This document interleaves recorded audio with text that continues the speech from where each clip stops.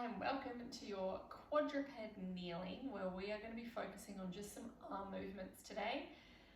So follow me into an all fours position, spreading the fingers wide and bring your knees directly underneath your hips, hip width apart.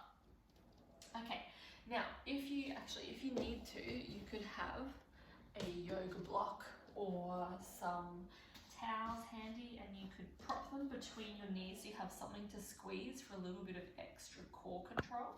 You might like to have that for, or it's also working your adductors, so your inner thighs, which helps to activate your pelvic floor, and your deep core muscles, which is your transverse, your lower abs. So I'm just going to keep that there. Feel free to join me with that. So keeping the fingers spread wide, hands directly under the shoulders and knees directly under the hips. What we want to do in this position is inhale into the back sides and front of the ribs as we release the pelvic floor. And then as I exhale, everything is lifting and lengthening, and I'm going to try and keep that exact same position with my tummy as I gently reach one arm forwards. And then I'm going to inhale to come back really gently onto the floor, and then exhale, re-lifting on my exhale for the other arm, and then inhale to come back.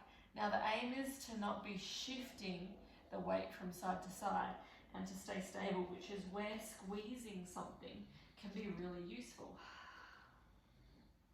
Okay, like I find it easier to reach and keep my tummy engaged without moving side to side if I have something to squeeze between my knees.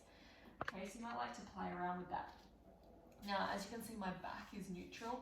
I'm not in an arch, and I'm not rounding through my back either.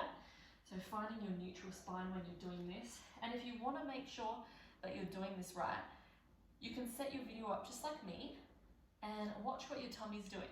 When you reach an arm forwards, you want to make sure that you're still maintaining that tight scoop connection of your tummy. It should be flat and scooped. You shouldn't see any bulging when you reach an arm.